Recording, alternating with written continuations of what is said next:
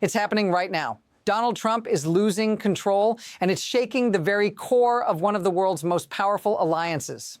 For years, NATO has been a symbol of unity, security, and strength. But in 2026, everything is shifting. In an unprecedented turn of events, Republicans, yes, Republicans, are now aligning with Democrats to stop Trump from leading the U.S. into a dangerous conflict with NATO.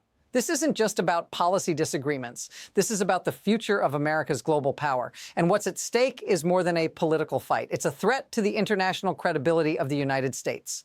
Trump's latest move, targeting Greenland, a NATO ally, is pushing his own party to the breaking point. Why? Because his threats are so reckless, they're forcing Republicans to take a stand? What does this mean for the world's balance of power, and how does this shakeup change America's role on the global stage? This is just the beginning, and things are about to get even more intense. But here's the part nobody is saying out loud. This isn't just about Greenland. This is a warning shot for NATO. Republicans and Democrats, once staunch allies of the president, are finally waking up to the consequences of his reckless foreign policy. And it's happening right now in 2026, a time when the U.S. should be strengthening its alliances, not tearing them apart.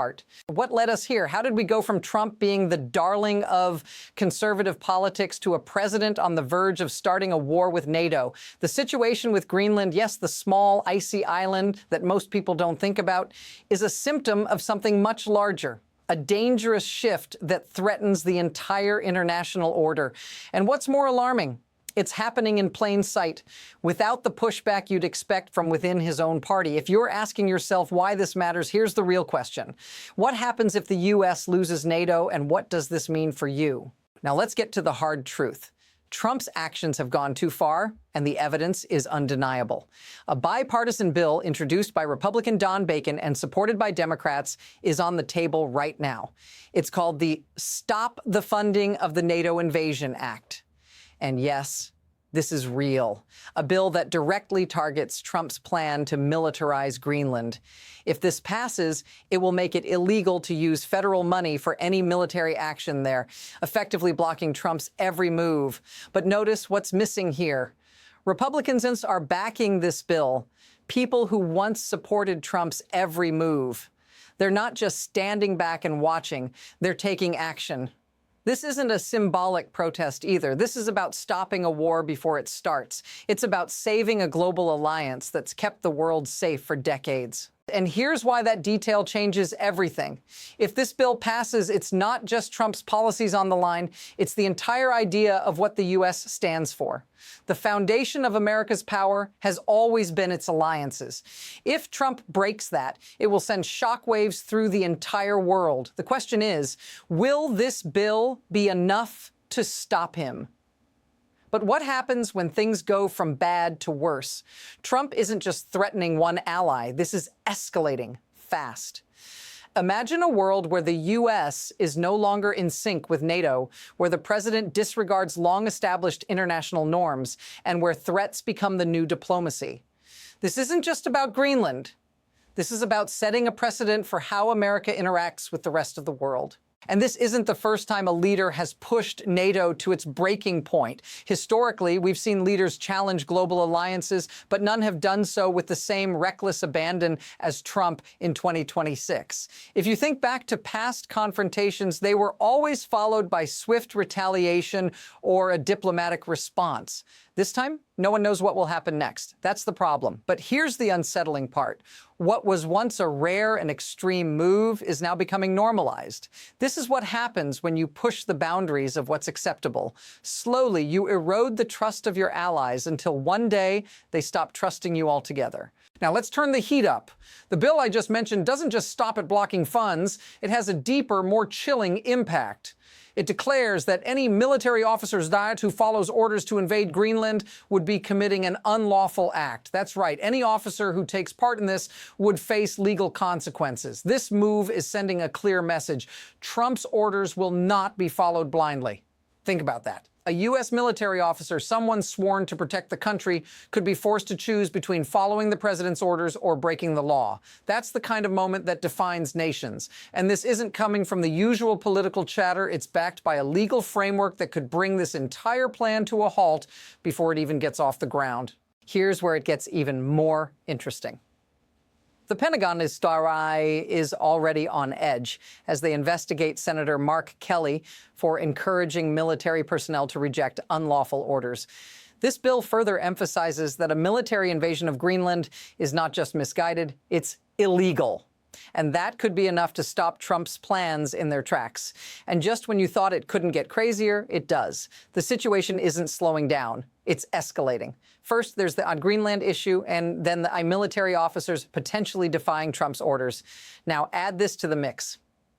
Republicans, who once backed Trump, are now openly resisting his agenda. This isn't just a few voices in the crowd. This is a full-on rebellion within the party, and it's happening in a hurry. On top of that, we're witnessing the House and Senate pushing for completely different approaches to limit Trump's military actions.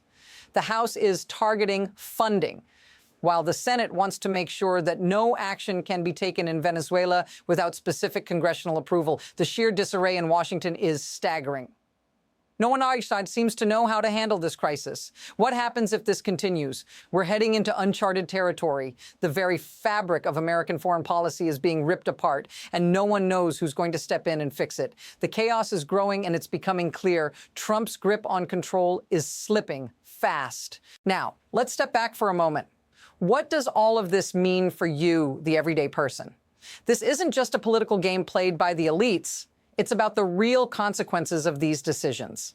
If Trump pushes the U.S. into a military confrontation with NATO, it's not just the politicians who'll be affected. It's you. It's your safety, your economy, your future. When alliances break down, when trust is shattered, the ripple effects spread far and wide. It could mean more uncertainty for global markets, a potential increase in military spending, and an even more polarized society. Do you want to live in a world where every decision is a gamble, where the risks of war are just a phone call away? If this feels familiar, if the tension, the constant fear of escalation, the loss of trust resonates with you, then you're not alone. Drop a comment below and let me know how you're feeling. We're all in this together, whether we like it or not. But here's the uncomfortable truth. This isn't just about one man or one decision. The system itself is broken. Trump's reckless behavior isn't an anomaly. It's a symptom of a much deeper issue within the structures of power. The leverage, the incentives, the spectacle, it all plays into this. And it's all been building for years. The truth is, America's global power isn't just held up by military might. It's propped up by alliances. These relationships are built on trust, respect, and shared values. But what happens when those alliances are no longer seen as sacred? When international law and diplomacy become mere tools for personal gain or political posturing? This is the world we're headed toward. The bigger question is, who benefits from this chaos? It's not the average American. It's the people who thrive in a world where diplomacy has been replaced by dominance and alliances are no longer alliances, they're transactions. And that's a dark reality. Now, let's look ahead.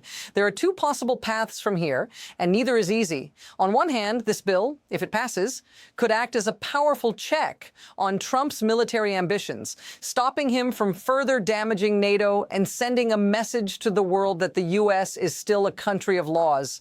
But there's a huge risk. What if Trump finds a way around it? What if he doubles down, bypassing Congress and continuing down this dangerous path? On the other hand, if the bill fails and Trump gets the upper hand, we could see a dramatic shift in how the U.S. handles foreign relations. NATO could be permanently weakened, and the ripple effects would be felt everywhere. Global stability could collapse, and that might be just the beginning. Right now, no one knows which direction we'll take. The momentum is building, and the next move is already taking shape. The real question is, how far will Trump push this before something breaks? So what does this all mean in the end? The fight for Greenland isn't just about an island or a political dispute. It's about the future of America's power and its place in the world. What Trump has done in 2026 is far more dangerous than it seems. The unraveling of NATO is just the beginning of a much larger crisis. This isn't just a headline. It's a wake-up call. The world is changing, and so is the way we interact with it. If the U.S. loses its alliances, we lose our influence. We lose our position at the table. And as history shows, when that happens, things don't stay peaceful for long. For more analysis, deeper insights, and to stay ahead of the curve as this story unfolds, make sure to follow and subscribe. This is only the beginning, and trust me, you don't want to miss what comes next.